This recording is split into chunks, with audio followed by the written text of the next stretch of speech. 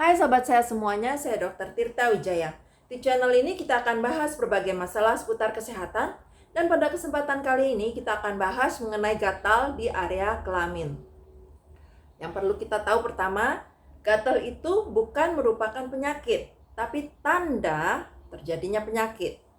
Penyakitnya sendiri bisa macam-macam, dan untuk membahasnya itu bisa lebar, panjang, dan lebar. Untuk itu kita akan batasin dulu ya. Nah, di area kelamin itu ada beberapa sistem tubuh yang berlokasi di kelamin. Kita lihat dulu ya. Oke. Ini adalah anatomi di daerah kelamin. Dari sini kita bisa lihat di daerah kelamin itu ada beberapa sistem. Yang gampang kelihatannya, ini adalah sistem reproduksi. Ini adalah sistem urinari, dan yang ini adalah intergumen. Sama ya untuk di laki-laki juga gitu ya. Urinari, reproduksi, dan intergumen. Urinari itu adalah sistem kemih untuk buang air kecil. Sedangkan reproduksi itu ya alat kelamin gitulah ya untuk menghasilkan keturunan. Sedangkan intergumen adalah kulit. Ya kita tahulah kulit ya. Masing-masing sistem ini bisa terkena penyakitnya sendiri-sendiri. Kalau kita mau bahas semua di video ini bisa berjam-jam. Jadi akan saya batasin pada kesempatan kali ini. Kita bahas gatal di area kelamin yang terkait dengan sistem intergumen atau kulit. Nanti untuk yang sistem-sistem lain akan kita bahas di video berikutnya. Oke. Untuk di kulit itu penyakitnya juga bisa gatalnya itu juga bisa disebabkan beberapa hal kemungkinan. Yang pertama itu alergi. Terus yang kedua itu iritasi. Ketiga adalah infeksi. Apa itu alergi? Apa itu iritasi? Apa itu infeksi? Oke, kita lihat. Alergi dan iritasi ini buat orang awam sering disalahartikan, dicampur adukan, dipakai dengan pengertian yang salah. Sebenarnya alergi dan iritasi itu beda. Bedanya apa, Dok? Oke. Bedanya kalau alergi itu terkait dengan sistem kekebalan tubuh si pasien. Jadi responnya itu tergantung si pasien. Nggak semua orang mengalami hal yang sama. Sedangkan pada iritasi itu tergantung dari zat iritannya. Semua orang akan mengalami hal yang sama. Cuma beda daya tahannya, beda thresholdnya. Jadi gini, contohnya aja ya biar gampang. Kalau di alergi itu, alergi saluran nafas itu contohnya ada orang yang alergi debu. Jadi saat orang itu menghirup debu yang mengandung zat-zat alergen tertentu, misalnya polen, serbuk sari, atau bulu binatang, atau apalah yang dianya alergi, dia akan bereaksi sistem kekebalan tubuhnya, akan jadi sesek, jadi saluran nafasnya itu membengkak, jadi nggak bisa nafas gitu ya. Tapi nggak semua orang mengalami hal seperti itu. Hanya orang-orang tertentu yang sistem kekebalan tubuhnya reaktif terhadap alergen. Gitu ya. Nah, sedangkan kalau iritan itu contohnya yang di saluran nafas adalah rokok. Rokok itu buat orang yang pertama kali merokok, semua orang yang pertama kali merokok, mereka akan teriritasi saluran pernafasannya. Akan merasa nggak enak, pedas, terbakar, panas di saat menghirup asap rokok untuk pertama kalinya. Nah, cuma ada orang yang misalnya setelah bertahun-tahun merokok, mereka nggak terasa lagi. Kenapa? Karena thresholdnya udah naik, threshold iritasinya. Mereka udah istilahnya udah kebal lah. Sebenarnya bukan kebal sih, karena terjadi kerusakan sensor-sensornya gitu ya, karena udah terlalu sering. Jadi mereka nggak terasa lagi gitu. Tapi sebenarnya itu iritan. Tapi kalau untuk orang yang baru pertama kali merokok, mereka pasti merasakan iritasi itu. Cuma ada yang merasanya parah banget, ada yang enggak gitu ya. Itu bedanya iritasi sama alergi. Ya. Terus kalau infeksi itu adalah masuknya kuman ke dalam tubuh kita yang mengganggu tubuh kita. Jadi semua orang akan bisa terkena, dan ini bukan penyakit keturunan. Kalau kumannya masuk ya kena, kamu terinfeksi. Biarpun nggak ada keturunan, nggak ada riwayat. Tapi kalau nggak masuk ya udah nggak ada gitu loh. Meskipun orang tua kena gitu ya, saudara kena. Jadi infeksi itu tergantung kumannya. Nah, infeksi itu bisa karena bakteri, bisa karena virus, bisa karena jamur. Oke, untuk gatal karena alergi. Nah, alergi itu macam-macam, tergantung dari si alergennya yang bisa menimbulkan reaksi di penderita. Misalnya ada orang yang nggak cocok sama bahan pakaian dalam tertentu. Ada yang sering itu latex ya. Jadi kan kadang ada pakaian dalam itu yang ada karetnya. Karetnya kalau mengandung latex itu bisa bikin gatal gitu loh. Ada juga tidak cocok dengan sabun atau pembersih tertentu. Banyakan sih kalau di kosmetik itu yang menimbulkan alergi adalah parfum. Jadi parfum ini adalah general term yang bisa dipakai untuk banyak zat kimia. Zat kimianya macam-macam dan kita nggak tahu. Untuk itu, kalau orang yang kulitnya sensitif, sering kena alergi, perhatikan skincare, sabun, pembersih, segala macam yang dipakai itu kandungannya apa aja. Dan yang bikin keselnya itu kalau untuk parfum, sering zat kimia yang macam-macam dimasukkan, dicantumkan sebagai parfum tok. Ini agak sulit gitu. Jadi kita kan ada parfum, ada zat kimia yang alergi, ada yang enggak gitu ya. Tapi kalau semuanya dicantumkan sebagai parfum, kita mana tahu. Ya paling aman cari skincare, cari itu yang enggak pakai parfum. Udah. Toh parfum kan enggak meningkatkan fungsi, cuma supaya enak dicium gitu ya baunya. Enggak meningkatkan fungsi sebenarnya sih. Jadi kalau mau amannya sih hindarin parfum. Atau ya kita mesti cari tahu dulu lah alerginya terhadap zat apa gitu ya. Itu kalau alergi. Terus kalau infeksi, infeksi yang paling sering di area kelamin adalah infeksi jamur. Jamur itu kita tahu sukanya di area yang gelap, hangat, dan lembab.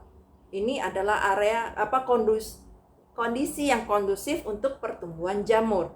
Jadi untuk supaya nggak terjadi perkembangbiakan jamur di area kelamin, kita buat area kelamin kita itu nggak gelap, nggak lembab, nggak hangat. Oke, bagaimana caranya? Kalau mau bikin nggak gelap susah ya, karena area kelamin itu area tertutup kan, private area kan. Jadi there is nothing lah, not much we can do about it lah. Tetap gelap lah ya. Terus hangat juga kayaknya kita susah mau ngapa-ngapain kan, badan kita kalau selama kita hidup kan memang hangat.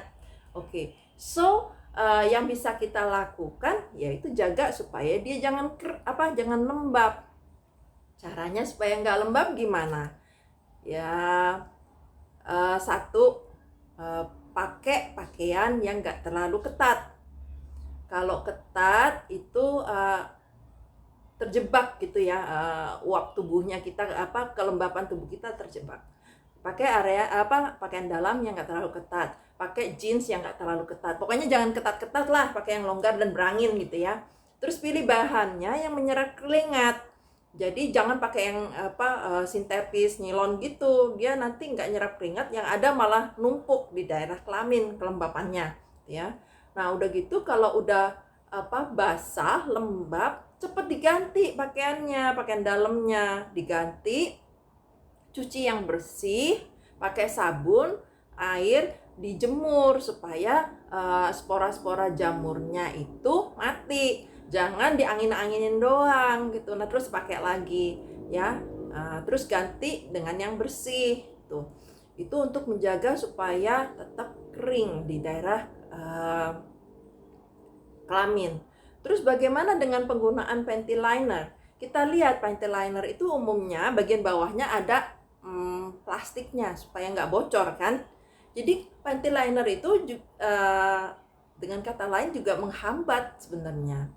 Nah, cuma penggunaan panty liner bisa dipakai karena membantu penyerapan. Jadi permukaan bagian atas panty liner itu kan menyerap air gitu ya. Kita pakai, cuma nggak boleh terlalu lama-lama, karena kalau terlalu lama kelembapan yang numpuk di panty liner itu justru akan jadi peternakan jamur gitulah istilahnya. Jadi pentil liner nggak boleh pakai lama-lama, 2 jam, 4 jam sekali harus diganti, gitu ya. Oke, itu kalau untuk jamur pada kelamin. Terus bagaimana kalau misalnya udah terjadi gatal pada kelamin? Gimana cara mengatasinya? Oke, pertama kita lihat dulu gatalnya karena apa? Karena alergi kah? Karena iritasi kah? Atau karena infeksi? Nah, kalau karena infeksi, tentu kita pakaiin obat yang sesuai dengan penyebab infeksinya. Kalau infeksinya karena jamur, kita pakaiin anti jamur. Kalau infeksinya karena virus, ya kita obatin dengan antivirus kalau ada. Kalau nggak ada, dicegah ya pakai vaksin. Kalau ada vaksinnya gitu ya. Nah, terus kalau karena bakteri, pakai antibiotik. Oke. Nah, terus bagaimana kalau karena alergi? Kalau alergi pakai obat anti alergi. Jadi obat gatal anti alergi itu ada, kita pakai antihistamin dan itu ada yang bisa dibeli bebas kok. Jadi cari aja untuk obat anti alergi di apotek, itu mereka bisa tahu ya. Ingat pakainya obat yang bebas ya. Untuk obat yang harus dengan resep dokter, tetap harus butuh resep dokter. Kenapa? Untuk keselamatan pasien sendiri. Jadi supaya nggak salah milihnya, jangan nanti alergi dikasih antibiotik, lain urusannya gitu ya. Supaya nggak salah. Kedua, supaya efek sampingnya. Jadi semua obat itu ada efek sampingnya. Waktu pemerintah menetapkan ini obat bebas, ini obat keras, itu ada aturannya gitu loh. Untuk obat bebas rata-rata efek sampingnya nggak terlalu parah, makanya bisa bebas dipakai tanpa resep dokter ya. Jadi untuk antihistamin bisa dibeli bebas tuh ya. Nah, terus kalau yang untuk alergi ya kalau untuk iritasi ya hindarin penyebab iritasinya. Terus kita pakai obat-obat atau zat-zat yang membantu menghilangkan gatal secara simptomatik ya. Jadi nggak menyebabkan menyembuhkan gejalanya aja. Nah, terus kalau untuk infeksi tadi sudah saya bilang ya, tergantung penyebab infeksinya. Nah, terus gimana dok? Saya mau tahu ini gatalnya saya karena alergi atau iritasi atau infeksi.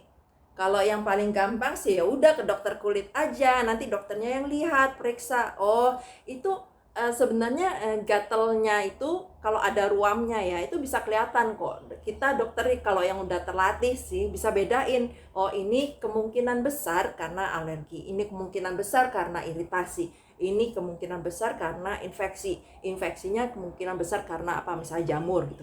Itu kelihatan. Cuma kita nggak kasih lihat di sinilah saru ya. Oke.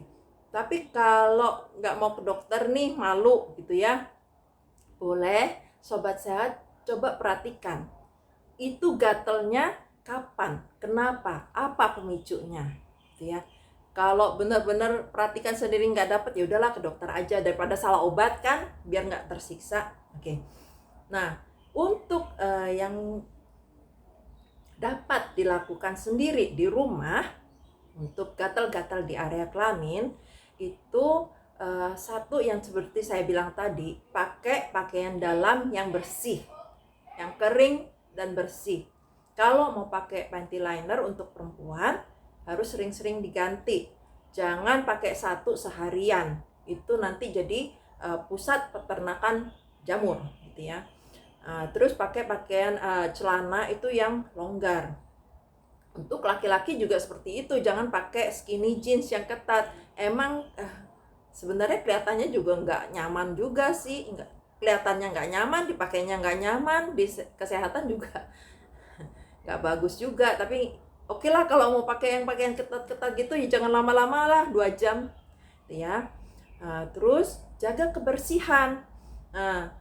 Spora jamur itu ada di mana-mana secara normal, ada juga di kulit, itu bagian dari flora normal kulit.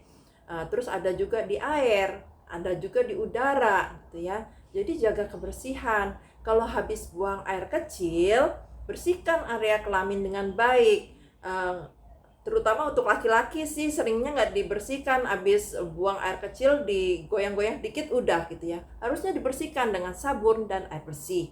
Udah gitu dikeringkan dengan baik pakai tisu. Tisunya dibuang habis pakai, jangan dimasukin kantong ya. Jadi bersihkan dan keringkan setiap kali habis ke toilet lah ya. Nah, itu untuk mencegahnya. Udah gitu, pada orang-orang yang rentan terkena infeksi jamur, misalnya mereka yang gemuk, yang jadi banyak lipatan ya, lipatan-lipatan itu kan cenderung jadi basah gitu ya.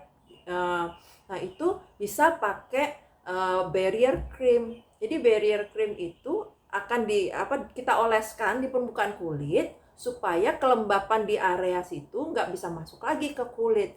Barrier cream itu macam-macam sih. Kalau yang paling gampang itu beli di supermarket, di toko-toko alat bayi itu beli krim popok, diaper cream ya. Itu ada. Jadi biasanya untuk bayi. Itu kan kalau popoknya sering ada ruang popok kan. Nah, ini kita bisa pakai juga sebagai barrier cream. Jadi habis ke toilet, BAB kayak BAK kayak bersihkan dengan baik menggunakan sabun area kelamin kita, terus keringkan dengan baik sampai kering betul, lalu dilapisin dengan barrier cream gitu ya. Terus baru pakai pakaian dalam yang bersih. Oke. Untuk iritasi sebenarnya barrier cream bisa membantu juga sih. Jadi kalau misalnya udah kulitnya terlanjur teriritasi, kita stop iritannya. Jadi stop kontak antara kulit dengan iritan, dan supaya nggak teriritasi lebih lanjut gitu ya. Kan kalau lagi gatel gitu kan kulitnya rusak, pedih dia kalau kena air, kena apa. Jadi kita pakai tutup juga dengan barrier cream itu. Bisa membantu. Oke, itu sekian dari saya mengenai gatal di area kelamin.